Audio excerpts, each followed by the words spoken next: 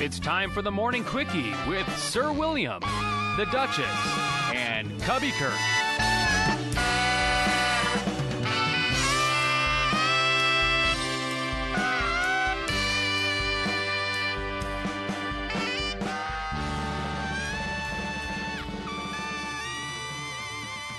Good day, it's me, the Duchess, and I have with me none other than the one, the only, Sir William. I'm here. Do you have the news?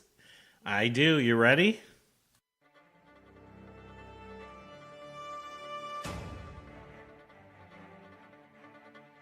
Everybody get ready for the most influential man in the world. This guy. I don't know what you're talking about. That guy. You better get that checked out. Our guy. That is totally false. Bill has saved lives just by asking, if your friends jumped off the bridge, would you? There's been multiple fertility clinics asking Bill for his help, because if he did, they believe the world would be a better place. Everybody get ready for this guy. That guy, our guy, the most influential man in the world, Bill Guerin. Hey, thank you, Jeremy. And now in news headlines, New Zealand police say a number of fatalities after shootings at Christchurch mosques. One person is in custody and multiple people are dead after shootings in at least 2 mosques in Christchurch, police said. Officials believe others may be at large. New Zealand Prime Minister Jacinda Ardern said at a news conference that she could not confirm the number of casualties and that it was an evolving situation across multiple sites. It's clear that this is one of New Zealand's darkest days, Ardern said. Clearly what has happened here is an extraordinary and unprecedented act of violence. The captain of a doomed Ethiopian airline jetliner faced an emergency almost immediately after takeoff from Addis Ababa, requesting permission in a panicky voice to return after 3 minutes as the aircraft accelerated to abnormal speed, a person who reviewed air traffic communications said Thursday. Break, request back to home, the captain told air traffic controllers as they scrambled to divert 2 other flights approaching the airport. Request vector for landing. Controllers also observed that the aircraft, a new Boeing 737 MAX 8, was oscillating up and down by hundreds of feet, a sign that something was extraordinarily wrong. Senator Lindsey Graham, a Republican from South Carolina, on Thursday, blocked a resolution calling for special counsel Robert Mueller's report to be made public after it passed the House unanimously. Senate Minority Leader Chuck Schumer, Democrat from New York, asked for unanimous consent for the non-binding resolution, which cleared the House 420 to nothing, to be passed by the Senate before they leave town for a week-long recess. There's no good reason that the special counsel's report should not be made public. The American people are overwhelmingly for the report to be made public. They have a right to see it. No one should stand in the way of that, Schumer said from the Senate floor. But Graham, a close ally of Trump's who chairs the Judiciary Committee, objected after Schumer refused to amend the House-passed resolution to include a provision calling on the Justice Department to appoint a special counsel to investigate DOJ misconduct in the handling of the investigation into the 2016 Democratic presidential nominee Hillary Clinton's email use and the Carter Page Foreign Intelligence Surveillance Act applications. And finally, hundreds of squads from law enforcement agencies across the state and a number from other states took part in Wednesday's procession honoring McHenry County Sheriff's Deputy Jacob Keltner, the Rockford Police Department said. Before the procession, Keltner's funeral took place at 10 a.m. Wednesday at Woodstock High School, located at 3000 Raffle Road in Woodstock. The procession traveled through Crystal Lake as police informed community members earlier that this week's regarding where and when to expect travel delays between the procession's scheduled time of 12:30 and 2:30 p.m. A final radio call, 1042, was made during Wednesday's procession to mark and honor Deputy Keltner's end of watch. Keltner was married and had 2 young boys, ages 4 and 6. Neighbors told ABC7 those living by often saw Keltner and his family walking to his parents' house, and his parents often making the nearby trek to their son's home. Keltner was loved and respected by his colleagues at McHenry County Sheriff's Office. McHenry County Sheriff Bill Prim said in a statement Thursday, following the news of Keltner's death, Keltner was pronounced dead at 3:30 p.m. Thursday at Mercy Health Javan B Hospital in Riverside, nearly 6 hours after he was shot, while attempting to serve an arrest warrant with the U.S. Marshals Great Lakes Regional Fugitive Task Force at an extended stay America in the 700 block of North Bell School in Rockford. In addition to Wednesday's funeral procession, 2 police processions honoring Keltner took place in the past week. The first occurred in Rockford as Keltner's body was transported from the hospital to the coroner's office. A second procession on Friday ran from the coroner's office in Rockford to DeFiore Funeral Home in Huntley, traveling down Interstate 90 and into downtown Huntley. Strangers, as well as those who knew Keltner, silently watched as vehicles passed through downtown Huntley, one carrying the body of longtime sheriff's office deputy. Many became emotional as they watched the cars travel slowly by. And those are your news headlines for Friday, March 15th, 2019. You know him, you love him. He's our guy, Cubby Kurt, with today's sports update. Thanks, Bill. Good morning, everyone. Curtis Koch here from WGN Radio. We start off in golf. Golf? Yes, golf, because you've probably been hearing in the news the last few days about the college scam story involving a few couple of popular actresses. Well, golfer Phil Mickelson admitted to using Rick Singer's company, the same company that helped actresses Lori Loughlin and a few others as well in that college scam. Well, the golfer admitted to using Rick Singer's company to help his children navigate through the college admission process, but he denied being involved in the alleged wire fraud scheme. Even though Mickelson and his wife Amy have 3 kids, he is not believed to have been named in any of the federal documents related to the case. Moving on to football, the Bears make their signings official yesterday, and according to multiple reports, the team has also signed former Packer and Redskin Clinton Dix to a 1-year deal worth about $3.5 million. Clinton Dix was teammates with Eddie Jackson back in college. In other free agency news, former Bears wide receiver Kevin White has signed with the Arizona Cardinals, looking to kickstart and revamp his career. In baseball, as spring training continues, Major League Baseball and the league's Players Association has announced several notable changes for both the 2019 and 2020 season.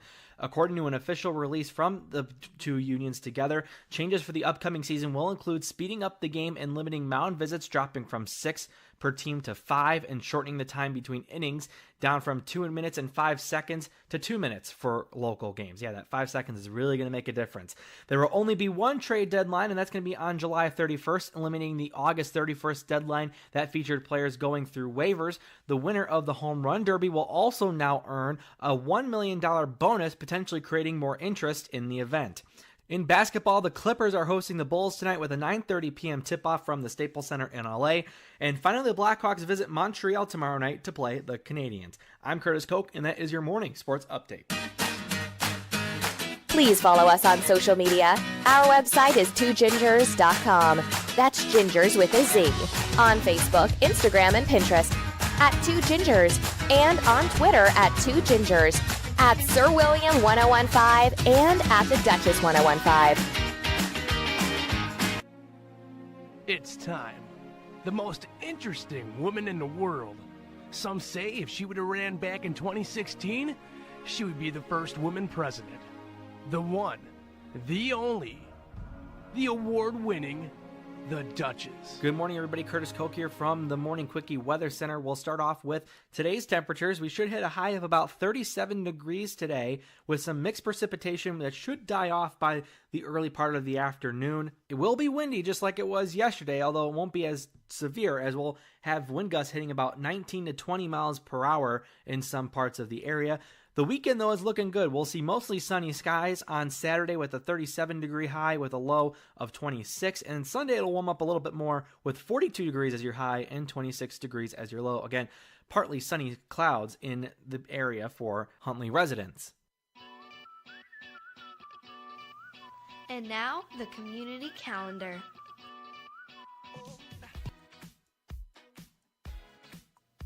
I love bringing us the community calendar. If you'd like me to announce something that's happening in our area, or maybe you have a special birthday or anniversary or even congratulations, hit me up on social media or email me at theduchess1015@gmail.com. Town Square Players is pleased to announce Disney's Beauty and the Beast, the musical. Opening on March 1st and running for 3 weekends, shows are as follows on Thursday evenings at 8 p.m., Fridays at 8 p.m., Saturdays at 2 p.m. and 8 p.m., and Sundays 2 p.m. only. On Saturday, March 23rd, please notice there will only be an afternoon 2 p.m. show. For more information, you'll want to go to their website at www.woodstockoperahouse.com. This is a family-friendly event. Town Square Players presents Disney's Beauty and the Beast. It's adapted from the Walt Disney Pictures Academy Award-winning 1991 animated musical film of the same name, which in turn had been based on the classic French fairy tale by Jean-Marie Le Prince de Beaumont. You're welcome. Beauty and the Beast tells the story of a cold-blooded prince who has been magically transformed into an unsightly creature as punishment for his selfish ways. To revert into his true human form, the Beast must first learn to love a bright, beautiful young woman whom he has imprisoned in his enchanted castle before it's too late. It's a tale as old as time, and there is still room for plenty of guests. However, some shows have sold out, so please grab your tickets today for Beauty and the Beast at Woodstock Opera House. You can go to their website at www.woodstockoperahouse.com.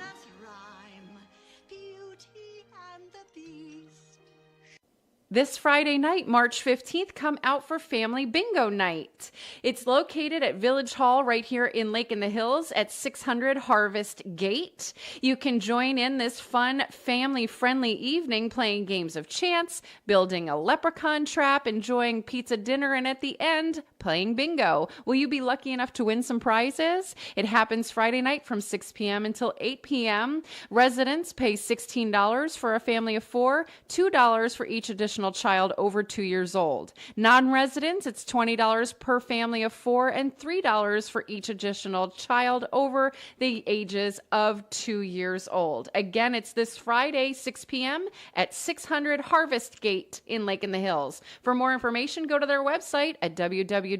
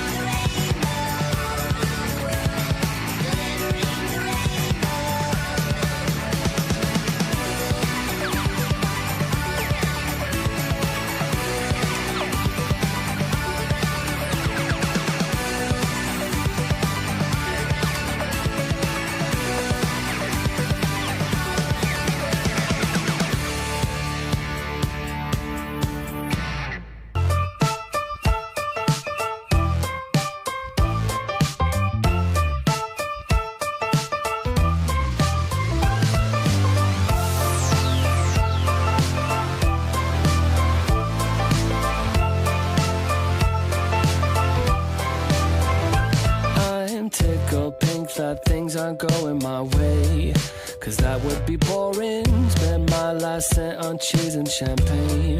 What a wonderful morning. Never mind, she declined to the first date. It was only on my birthday. Never mind all the lines on the highway. Give me time to reflect a bit, 'cause I'm just having a good day. Having a good day. Having a real good morning. Hi, it's me, the Duchess. Sir William and I would like to thank you so much for joining us for the Morning Quickie. If you would be so kind as to share it with 2 of your closest friends, and please don't forget to click that subscribe button. We'd really appreciate it. Thanks. Make it a great day. Bye-bye. Stay classy. Bye-bye.